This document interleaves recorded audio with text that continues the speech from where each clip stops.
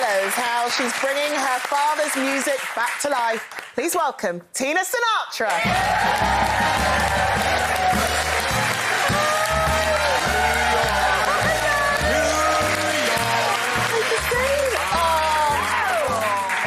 It's such an honour to have you in the studio with us. Thanks so much for coming in. Well, it's my pleasure, thank you. What's it like when you sort of look back at your dad's old stuff? What kind of feelings? You're looking at me thinking, oh, God, how much older can we get these days? My fondness for him is, I think, shared by most of the world. Yeah. And I always think that I want to talk to him again. That's what I think.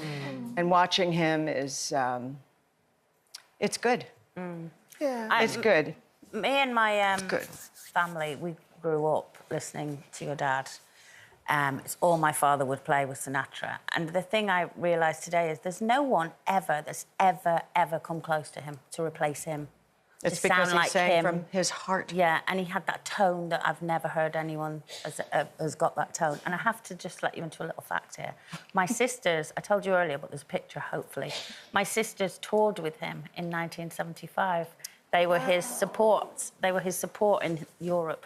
Singers? Singers, yeah, all singers. That's wonderful. Yeah, and they said he was so nice. Yeah. And he bought them all a little gift and he was just charming. They just wanted to let you know that they loved him. He was a charmer. I mean, it's right, we were saying there, there's nobody really that's stepped in his footsteps. And recently we've had the movie about Elvis, and we've had Elton John do his movie, and Queen do...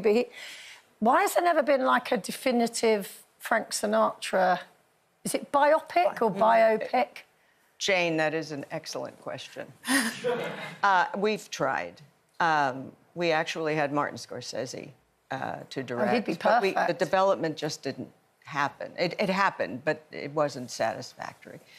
And we also were in business with a streaming company, the biggest, with an N name. And they sort of, that business sort of bellied over, and we went with the ship. So you're doing the musical. So we decided long ago to put Pop on stage where he had not been. He never wrote a biography. He never would. He wouldn't talk about other people. And the music itself is really the hub of it. So what you're getting is an emotional view of my parents and their early marriage and the birth of children and the one dream they shared, which was his career. And they just needed and loved each other, and it looked like forever happiness, life ever after. And then there's my Matt Doyle. There's a hiccup in the form of Ava Gardner, who is lovely. I have to say this, though, because I knew Ava as an adult. I would grow into knowing her. And I give this story with all my heart, including about Ava. I don't want anybody to think, what could she possibly say? It wasn't about that. It's, I like that she's now known and represented, and you see the sides of her. No, she had no airs. Nobody would do this, could do it as inside as I can. And I was close enough to know her. Yeah. It was a period of time that I think was difficult on all three of them. But, you know, nobody died and everybody was fine. And we all grew up. I was too young to know it at the time, but as I got older, of course, I was living it. And the older you got, the more you understood what happened. And that's what you see in our play. But as children, as you were talking about, it must have been difficult because you're having to share Dad, aren't you, in such a tremendous way with the world. So what do you feel like? Did you feel like you lost out on anything because of Dad's career? Well, yeah, I think so, because we were different than all my friends' families. They had, on the other hand, they had dads living at home, and I'd just spend the night. They were often not there either. You know, it's breakfast. I think we missed out on. And he always kept in touch, didn't he? He always phoned you every night. I love that. Every night, and you didn't want a bad report.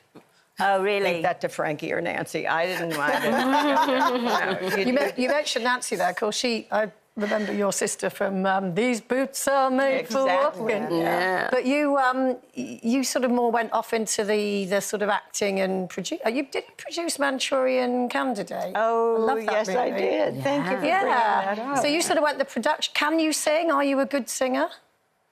A good singer? I have had to sing.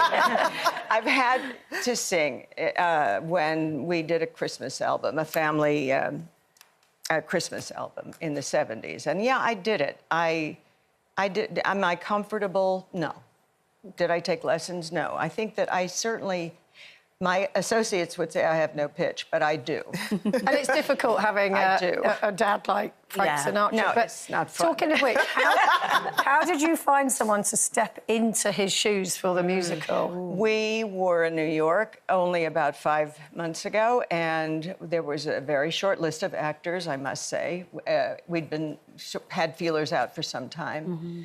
And at the very end of the day, the last name, I think, was Matt Doyle. And I thought, I'm going to find this today. I just knew, you pray that you're going to find this person and that they will get to do what they were what they're supposed to do, which is act out Frank Sinatra. He came in with a swagger, just so similar, but not. Matt is far from an impersonator. He doesn't impersonate at all, and he has a wonderful voice. He's breathtaking. And the same, I must say, for my mom, Phoebe Panaratos. She is my mother. I've grown to know my mother more than I think I did before because of what Phoebe has discovered in the character. her. Yeah.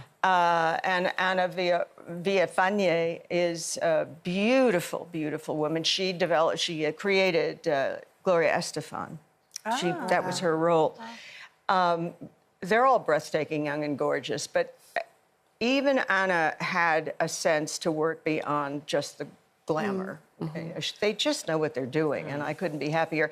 And I have to say that our writer, Joe DiPietro, Italian, put Dad on paper, and Mom, and Ava, several years ago now. We tweak it every day to this day, but he understood a lot. I say I put everything I knew into him, and the script popped out. And it's incredible. And our director, Kathleen Marshall, is the best in the business. And it seems like you've got such a wonderful team with you. It's incredible. It's loving and happy and creative. And we're having the best time in Birmingham. Are there You any look sort of... so like your dad. I'm sitting here looking at you thinking, you are so like him. I think I look like Ma. No, you don't. No? You look like You Dad. can I see. What do you think? him in you. I can just see him in You're going to you. love my Ma. do we get to see sort of personal moments in the musical? So, like, I don't know, say your favourite memory of your dad. Are things like that? Well, we're very personal. We're book first in the music, which is so phenomenal and recognizable. But it's all new to you now, right? It's even new to me. I think it was just his sensitivity at times. A little girl at Rumpelmeyer wanted a doll so badly. I was in my early mid-teens, and Dad was watching it. My back was to the situation. There was a big toy counter as you left Rumpelmeyer, if you remember, in New York. And he said, "You go, I'll be right out." I turned around, he wasn't there. I walked back in. He'd bought the doll, and he was giving it to the little girl who was crying because she couldn't have it. And the mother was like, "Oh, my God." It was just A beautiful sweet, you know. Yeah. He was sweet. Yeah. Oh, Tina, it's been such a pleasure, hasn't it? You're amazing. Thank you. Thank you.